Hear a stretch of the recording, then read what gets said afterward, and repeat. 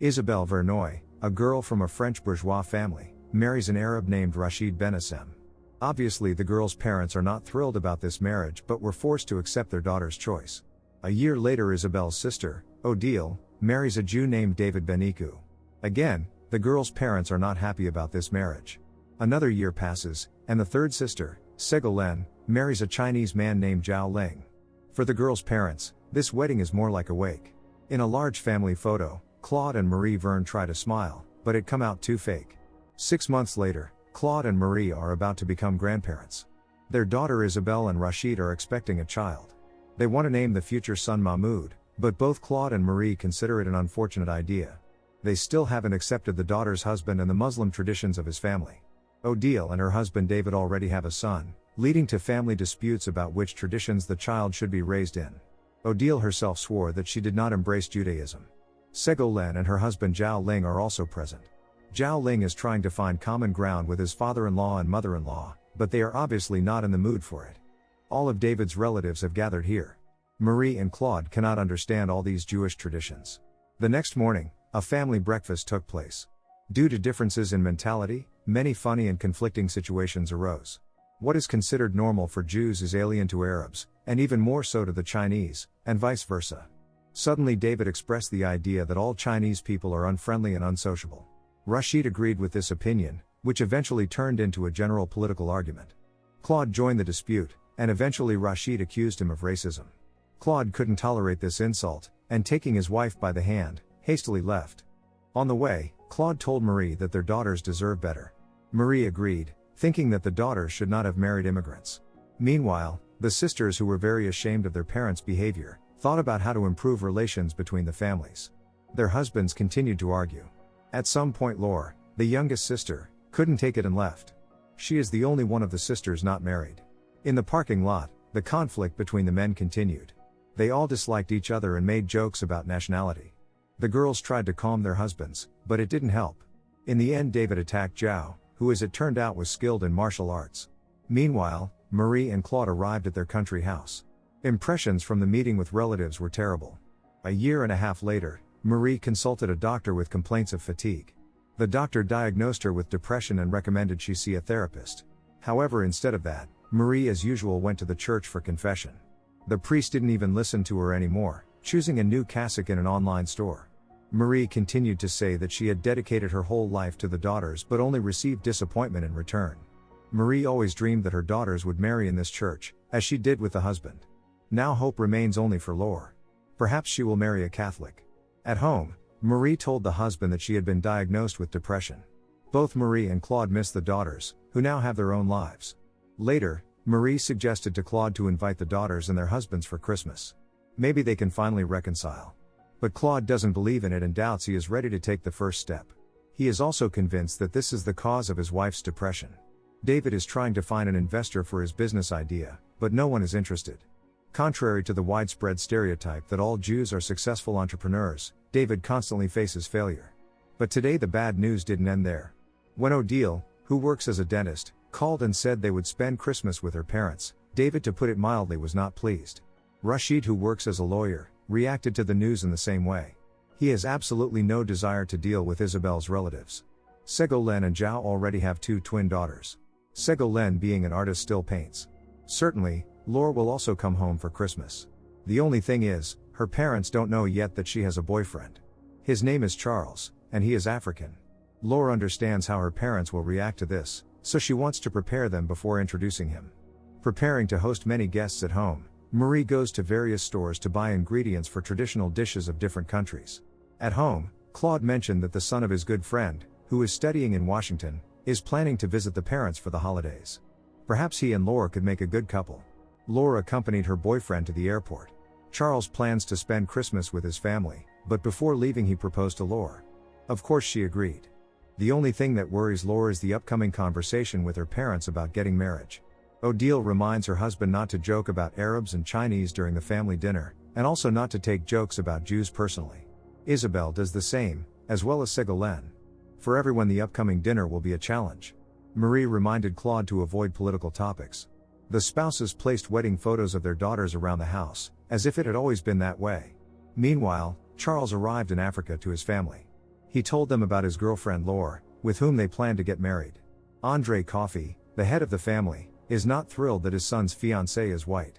Christmas Eve arrived. Certainly it did not go without misunderstandings. The children of the daughters are brought up in different religious traditions, so no one really told them about the Christmas story. Although it was difficult for Claude, he still overcame himself and apologized to the daughters' husbands. It seems the atmosphere became more friendly. Claude raised a toast to the family. At that moment, snow began to fall outside. Ségolène couldn't hold back and cried because of the touching moment. Later, Marie praised her husband for overcoming his pride. During dinner, everyone talked nicely to each other. Later, while the men were drinking, the sisters told their mother that initially, they were skeptical about the idea of the whole family gathering, but it turned out much better than they could have imagined. Laure still hasn't decided to tell the parents that she has an African fiancé. The husbands of the sisters also started getting along, forgetting all the old grievances. They played snowballs and fooled around like children. It was time for the church service. People in town gossip about the Vernoils, calling them a colorful family. Claude didn't even invite close friends to weddings because he used to be ashamed of his multinational relatives. Meanwhile, Andre, who used to serve in the Marine Infantry, tells his son not to trust the French. Madeleine rebuked her husband, believing that all people are equal, regardless of skin color and nationality. The next morning, it was time to open presents.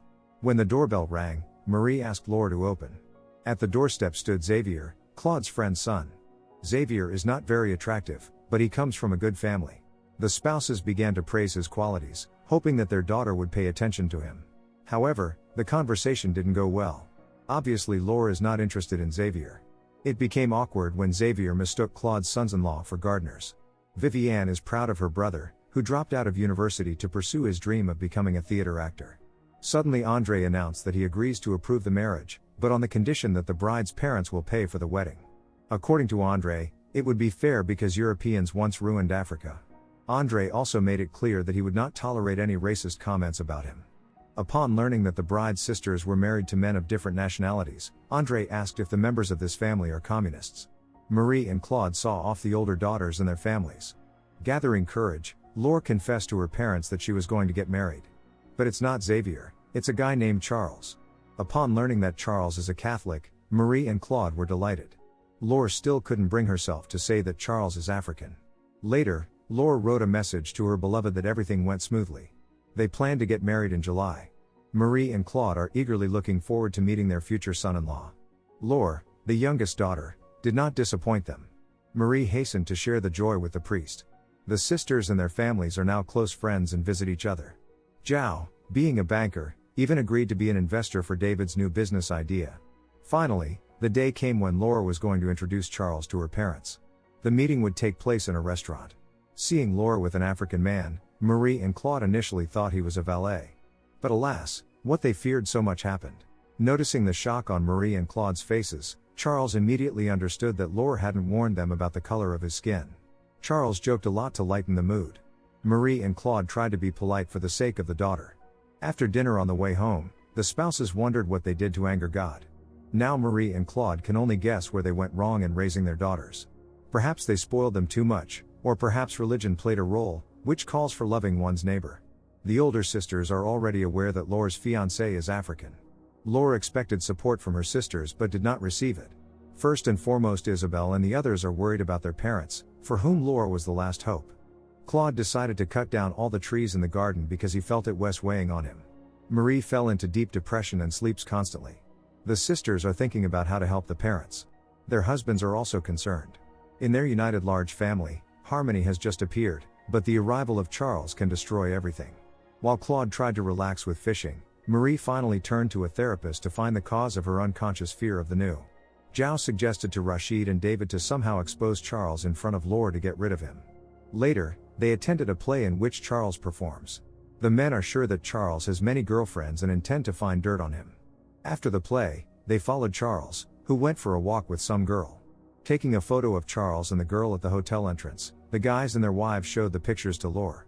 She called them fools, saying that the girl is Charles's sister Viviane, who came to Paris for a week. Unable to bear it, Laure cried, as the whole family is against her wedding. Feeling guilty, the sisters promised Laure to help in any way. Marie continues to attend therapy sessions, and to her real problem, several imaginary ones have been added. Claude scorns psychotherapy and considers it nonsense. Laure introduced Charles to her sisters and their husbands. The guys apologize to Charles for their behavior. However, Charles holds no grudges. He genuinely wants to become a part of the family. Claude doesn't want to deal with Laure's future husband, but Marie persuaded him to be more tolerant because it is an important moment for their daughter. Charles introduced Laure and her parents to his family via video call. They discussed the upcoming wedding. Communication didn't go well right away. Andre and Claude were not going to give in to each other on anything. Moreover, Claude is categorically unhappy that there will be 400 people from the Coffey family.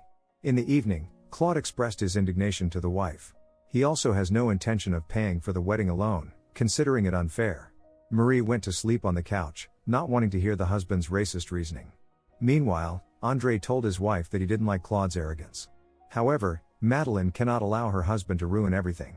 Charles and Laure understand that their fathers will do everything to ruin the wedding. Therefore, they can only rely on themselves. July 2nd arrived, 3 days before the wedding. Preparations are in full swing. Marie wants their daughter's best day to be perfect, but Claude is still not reconciled. Meanwhile, Laure and Charles met his parents at the airport. Andre wore traditional attire to spite the future in-laws. Finally, Laure and Charles' parents met in person. Andre and Claude did not like each other at first sight. Madeleine said that most relatives would not come. So, Claude and Marie wasted so much money. Later, Marie and Madeleine together went to the church where Laure and Charles would be married. Both women are very religious, and that unites them. Seeing the groom's mother, the priest couldn't help but laugh. Andre definitely doesn't like being in the relative's house. David, Zhao and Rashid decided to run a business together. Seeing how the guys are friends with each other despite different nationalities, Andre became even more dissatisfied. In the evening, the large family gathered for dinner. Andre did not hide his negative mood and was the first to leave the table. Claude followed his example. Claude doesn't like that his wife suggested Andre and Madeleine their bedroom. Because of this, the spouses are forced to sleep in less comfortable place. 2 days left until the wedding. The atmosphere in the house becomes more and more tense. Claude told Isabelle and Odile that he plans to sell the house, leave Marie her share, get divorced and go on a round-the-world trip. Claude is tired of it all, so he wants to live for himself. Hearing this, the sisters were shocked. When they told their mother about it, she reacted absolutely calmly, unlike Laure. She feels guilty, thinking that the parents are getting divorced because of her. 1 day left until the wedding. Early in the morning, Claude was going to go fishing, but Andre said they needed to talk alone. In the end they went fishing together. Andre bluntly said that he is against this wedding. This is the only thing he and Claude agree on. Until this moment, Andre considered Claude a communist, given his multinational family. But in reality things turned out not quite so. Laure tried on her wedding dress, except that she wasn't in a festive mood at all. Laure didn't want to be the cause of her parents' divorce. Andre and Claude discussed options in a restaurant on how to ruin the wedding. For the first time, they began to find common ground. Meanwhile, everyone was concerned about Claude and Andre's sudden disappearance. They purposefully got drunk and ignored calls from their wives. Laure and Charles went to look for their fathers, not knowing that at that moment they drunkenly left the restaurant and started to get rowdy. Claude was now wearing traditional African clothing. Laure and Charles began to suspect something bad and quarreled over their fathers. Each tried to justify their family. Claude and Andre were arrested for disorderly conduct. The police took them for mentally unstable. Laure and Charles eventually returned with nothing. Rashid suggested starting to call hospitals. In the cell, Claude and Andre became even more friendly. By the evening, Rashid managed to find out that the men were arrested for drunken scandal. Probably Andre's family will now be deported, which means there won't be a wedding. Rashid and the other guys arrived at the police station, hoping to resolve the situation. Since Rashid is a lawyer, he has connections. However, it didn't help because the police didn't believe that all 4 guys were Claude's sons-in-law. Unfortunately, the guys had to return with nothing. Laure is packing her things, getting ready to leave for Paris. Charles tried to stop her, so Laure had to confess that her parents are getting divorced because of them. The wedding day has come. Claude and Andre were let out of the cell after all. Their wives were furious and ordered them to bring Charles and Laure to the church by 11 in the morning at any cost. Meanwhile, Laure took a bus to Paris, about to leave her lover forever. Claude and Andre managed to get on the bus at the last moment and convinced Laure not to cancel the wedding.